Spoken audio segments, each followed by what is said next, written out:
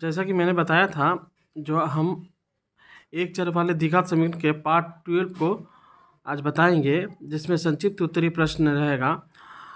तो आज ये चैप्टर जो है वो ख़त्म हो जाएगा और आने वाले समय में टेस्ट पेपर से हम इस चैप्टर में छूटे गए जो सवाल है उस सवाल को हम हल करवाएंगे। तो आइए हम लोग संक्षिप्त उत्तरीय प्रश्न को हल करते हैं। यहाँ देखिए कहा है, यदि किसी द्विघात समीकरण के दोनों मूलों का योग 14 एवं गुणनफल 24 हो तो द्विघात समीकरण याद करें।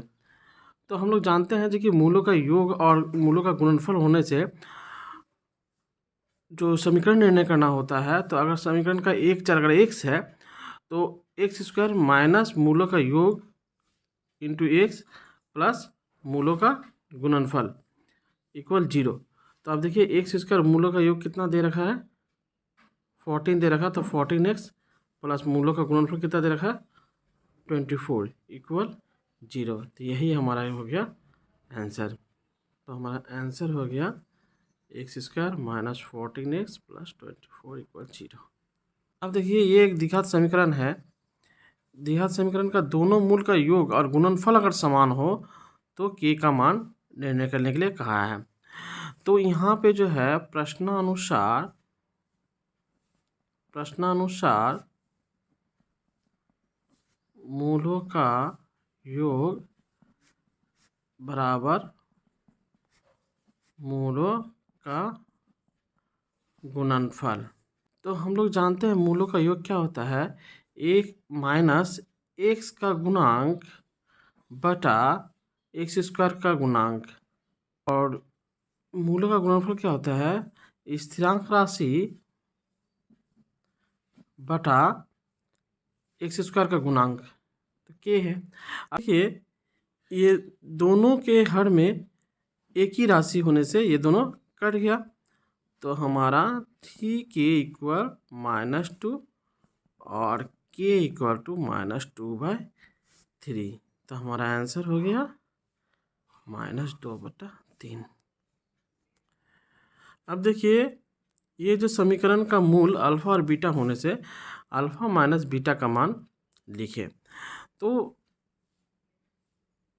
X square minus 22x plus 105 equal 0 समीकरण का मूल अल्फा और बीटा होने से हम लोग जानते हैं इसमें एक संबंध है। क्या संबंध है, जो alpha plus beta minus x का गुणांक -22 बटा एक्स स्क्वायर का गुणांक, एक्स स्क्वायर गुणांक 1 है, तो ये हमारा इसका मान हो गया 22, अल्फा प्लस बीटा का मान 22 एवं अल्फा और बीटा का गुणांक होता है स्थिरांक राशि बटा एक्स स्क्वायर का गुणांक 1 है,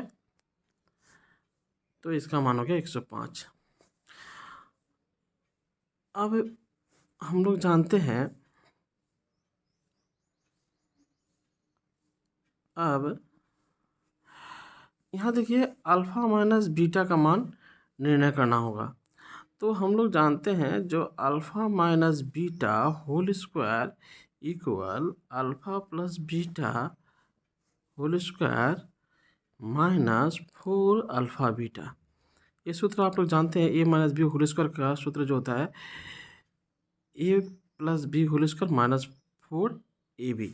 तो यहाँ पे देखिए इसी का मान मांगा है, तो इसको हम लोग जब का तो रखते हैं, इसका मान है 22 पे स्क्वायर माइनस 4 इंटू 105।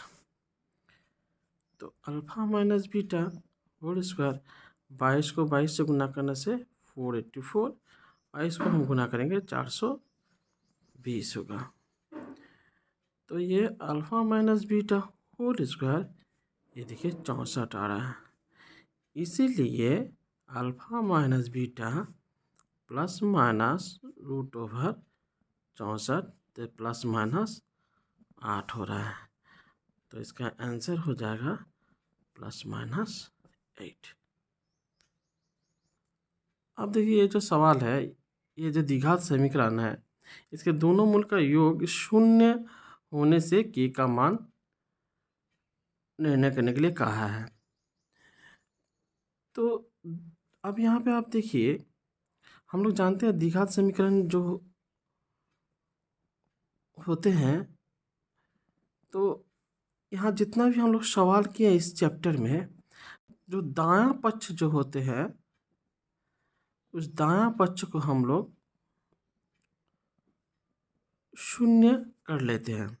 अब देखिए ये एक्स स्क्वायर माइनस एक्स, इसको गुना करते हैं माइनस 2kx प्लस के इक्वल 0। तो एक्स स्क्वायर, अब देखिए यहाँ हम एक्स को कॉमन लेते हैं ताकि हमारा एक से गुणांक मिल जाए। तो ये कॉमन लेने से 1, चूँकि माइनस कॉमन ये है, प्लस हो जाएगा, ये 2k हो जाएगा, प्लस स्थिरांक राशि जो हो गया वो k हो गया। अब प्रश्नानुसार क्या कहा है?